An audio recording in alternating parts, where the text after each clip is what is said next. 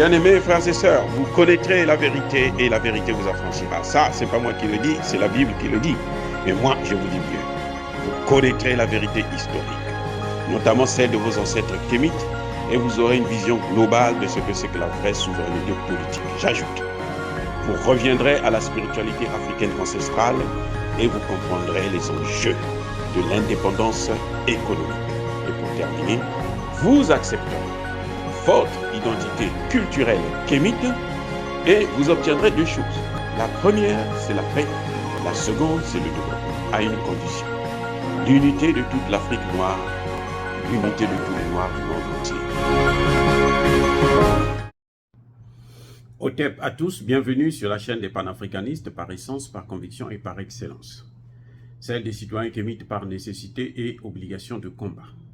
Nous sommes une chaîne qui n'est guidée que par nos ancêtres et rien que par des ancêtres qui appartiennent à l'égrégore du monde noir. Par conséquent, nous ne croyons en aucun Dieu venu de l'étranger. Toutefois, cette vidéo n'est aucunement destinée à inciter à la haine ou à la violence, car nous menons un combat qui est d'abord et avant tout spirituel, intellectuel et démocratique. Ensuite, il est politique, géopolitique et géostratégique, contre l'impérialisme, le colonialisme, le néocolonialisme et l'endocoloniat, qui sont tous qualifiés de crimes contre l'humanité. Nous menons ce combat sur la base du principe fondamental que nous avons hérité de nos ancêtres kémites, qui est celui de la Mahat, c'est-à-dire solidarité, vérité et justice. Vous êtes donc en droit de connaître la vérité et nous avons l'obligation de vous dire la vérité, rien que la vérité, afin que justice soit rendue au continent africain. Et ça, c'est notre modeste contribution dans cette noble lutte en faveur de la souveraineté, la dignité, la solidarité et l'unité africaine. C'est exactement ça que nous appelons le panafricanisme. Bien-aimés frères et sœurs, Poutine n'ira pas, ne sera pas présent physiquement au sommet de BRICS en Afrique du Sud. Il sera donc représenté par son ministre des Affaires étrangères, M. Sergueï Lavrov. Beaucoup, comme moi d'ailleurs, ont été déçus en apprenant cette nouvelle. Mais comme je le disais dans une précédente vidéo, que c'est une décision sage. Poutine n'a pas voulu froisser, embarrasser les pays africains, à commencer par l'Afrique du Sud. Poutine va organiser le sommet des chefs d'État africains. Poutine est le seul chef d'État d'un pays européen qui non seulement ne nous a jamais pris en esclavage, ne nous a jamais colonisés et ne nous a jamais néocolonisés, mais qui a toujours été de notre côté chaque fois que nous menons un combat pour notre liberté ou notre souveraineté. Et donc Poutine reste toujours dans sa même lignée. Poutine n'est pas contre que nous puissions avoir des relations avec d'autres pays, d'autres partenaires. Non. Ce que Poutine souhaite et veut, c'est que nous puissions être libres afin que nous puissions avoir des relations partenariales avec les partenaires de notre choix. Donc, la présence de Poutine, en fait, n'est pas la chose la plus importante. C'est ça que je voulais, là où je voudrais en venir. Ce qui est plus important, en réalité, c'est l'agenda des BRICS. Que veulent les BRICS? Quels sont les objectifs des BRICS? Quelles sont les ambitions des BRICS? Quels sont les objectifs des autres États qui veulent participer à cette réunion de BRICS? L'agenda des BRICS est un agenda qui est très riche et qui fait peur à l'Occident parce qu'eux, ils ne sont pas habitués à la concurrence. Et ce qui est important pour eux, c'est le vol à main armée des ressources naturelles des pays africains. Parce que dans cet agenda, il y a d'abord un point essentiel, c'est l'élargissement des BRICS. On a vu, l'Algérie était en Russie, 3 jours, le président a passé 3 jours là-bas. En ce moment, il devrait être en Chine pour une visite de 5 jours. Parce qu'il est en train de se battre pour obtenir justement son adhésion. Il y a 50 États actuellement. Donc, vous voyez, en quelques mois seulement, en 2 mois, 3 mois, 50 États veulent adhérer aux BRICS.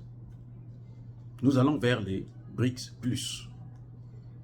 Probablement plus 20, plus 30 ou plus 50 même. Donc ça, c'est un point essentiel. Parce que plus les BRICS s'agrandissent, plus les Nations Unies s'affaiblissent. Plus l'Occident s'affaiblit. Plus les pays obtiennent leur souveraineté. Plus nous allons vers la multipolarité. Et oui, c'est ça exactement le problème. Et ce que les gens veulent, c'est la multipolarité. Parce qu'on a vu que la direction dans laquelle nous a mené ces puissances occidentales, à la tête desquelles se trouvent les États-Unis, c'est de l'impasse. On nous amène dans l'impasse. C'est un cul-de-sac. On va dans le mur en sifflant. Parce que vous ne pouvez pas faire la diplomatie avec les armes. Là où il y a des armes, il n'y a pas de diplomatie. Ce n'est pas possible. Et on ne peut pas avoir les deux en même temps. Donc l'agenda des BRICS, c'est quelque chose de très important. Et c'est ça d'ailleurs qui inquiète les Occidentaux. Il y a un autre point, c'est l'augmentation comment on appelle ça, des fonds pour la banque des BRICS, qui visiblement pourra accorder des crédits sans contrepartie politique. Et oui, et avec des taux beaucoup plus meilleurs. Ce n'est plus où, bon, vous voulez 50 000, vous n'allez pas construire un pont avec, vous devrez aller protéger l'environnement avec ça. Vous devrez rédiger des textes pour les droits de l'homme que vous devez publier dans tout le pays. Et notre santé, notre éducation, non, on s'en fout de votre santé, de votre éducation, vous n'avez pas besoin de ça. Ce que vous avez besoin aujourd'hui, c'est protéger l'environnement parce que nous, on veut pas mourir de ce climat qui est en train de se réchauffer. Donc, vous devez faire des efforts. Alors que ce n'est pas nous qui polluons, nous polluons l'Afrique, pour tout le continent, à peine à 4%. Encore. Vous voyez, donc, l'augmentation des frais de fonds pour la banque des BRICS, la banque de développement, d'investissement, c'est aussi un sujet très important. Pourquoi? Parce que cette banque-là, s'ils mettent ça en place, c'est ça qui pourra faire disparaître le FMI et la Banque mondiale avec ces programmes d'ajustement structurel qui nous entraînent toujours dans la pauvreté. Et oui, c'est ça le problème. C'est pour ça que beaucoup de pays préfèrent aller vers les BRICS. Il y a encore un troisième point qui est très important, c'est celui de la monnaie. Là, c'est carrément, ça va entraîner la fin. Ça va en tout cas accélérer la fin de la dédollarisation. Oui, ça va vraiment accélérer le mouvement de dédollarisation et ça va entraîner donc plutôt, j'allais dire, la fin du dollar, qui n'est qu'un simple papier qu'on imprime, et puis bon, on fait payer la dette par tous les pays du monde entier. N'oubliez pas que les États-Unis, c'est le pays le plus endetté au monde, avec plus de 30 000 milliards de dollars de dette. Suivi de la Grande-Bretagne, 13 000 milliards, l'Allemagne, 5 000, la France, entre 3 et 5 000 aussi. Oui, alors que le continent africain n'est à peine qu'à 800 millions de dollars. Plutôt 800 milliards de dollars pour l'ensemble du continent africain. Donc, même la France, qui est le moins endetté par rapport à l'Allemagne, la Grande-Bretagne et les États-Unis, est presque 4 fois plus endetté que tout le continent africain. Et pourtant, c'est nous qui sommes les plus pauvres. Il y a quand même un paradoxe. Donc, ce qui est important aujourd'hui, ce n'est pas la présence de Vladimir Poutine. C'est plutôt l'agenda. Ce que les attentes du monde par rapport aux BRICS.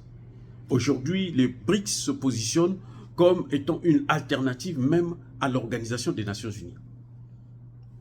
Et l'avantage qu'il y a dans les BRICS, c'est qu'il y a 2 pays qui ont le droit de veto.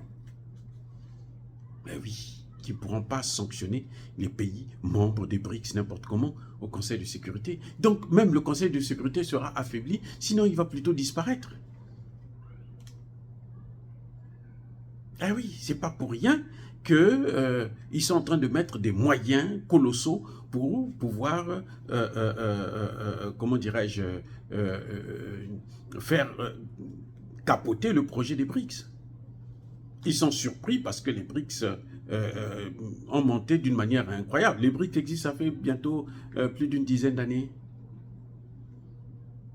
Mais avant, on se disait que bon, ben, c'est un groupe de pays qui se réunissent et tout, mais actuellement, surtout avec la guerre en Ukraine, on a vu que eh ben, les BRICS sont plus importants que l'Union européenne, que l'OTAN. Parce que la Russie, à elle seule, est en train de combattre l'OTAN. Donc, les BRICS, si on ajoute encore avec l'armée chinoise, avec l'armée indienne, c'est même pas la peine, c'est la catastrophe. Donc voilà, bien-aimés frères et sœurs, c'est décevant, c'est vrai qu'on aurait tous voulu, moi le premier, que Vladimir Poutine puisse se rendre en Afrique du Sud en personne pour défier ces gens, mais je ne pense pas que ce soit la peur, parce que pour Vladimir Poutine n'a pas peur, c'est un gaillard. C'est plutôt le respect, c'est la sagesse, c'est la grandeur d'esprit. Vladimir Poutine a montré là la différence entre les puissances occidentales et les puissances des BRICS. Parce que les puissances occidentales, eux, ils aiment montrer le torse. Nous, on est forts, hein, alors que parfois, ils ne sont rien. Ils ne sont rien s'ils ne vont pas voler les matières premières ailleurs. Vous avez déjà vu des pays qui ne vivent que sur le dos des matières premières des autres? Vous vivez que sur le dos des autres. Sur la corruption, sur le pillage, le vol à main armée. C'est-à-dire que vous venez, vous installez vos armées là-bas, dans ces pays, vous contrôlez, vous détruisez. Regardez le Soudan. La guerre qu'il y a au Soudan, ce n'est que la guerre des Occidentaux pour chasser les Russes de la mer Rouge. C'est tout. Donc pour ça seulement, on est obligé de tuer autant de Soudanais.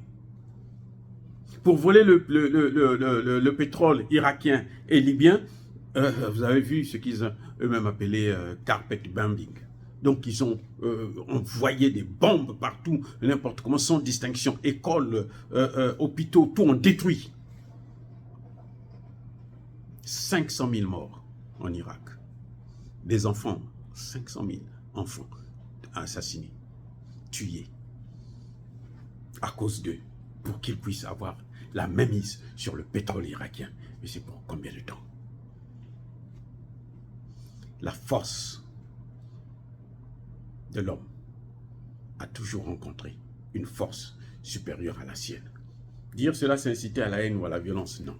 Yabakole Hervé. Encore une fois, bien-aimés frères et sœurs, soyez bénis, abondamment bénis par le Dieu de Kémite et par nos ancêtres angélisés. Mais tous ceux qui persécutent le continent africain le pillent et le déstabilisent. Qu'ils soient noirs, blancs, chinois, arabes, indiens, qui qu'ils soient maudits, punis, foudroyés, neutralisés, écrasés, effacés par ce Dieu de Kémite et par nos ancêtres angélisés. Vive l'Afrique éternelle.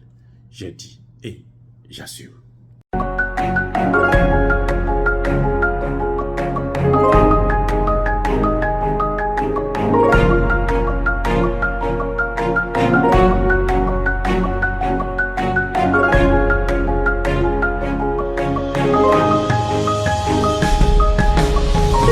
Eux, ils marchent par la foi et non par la vue.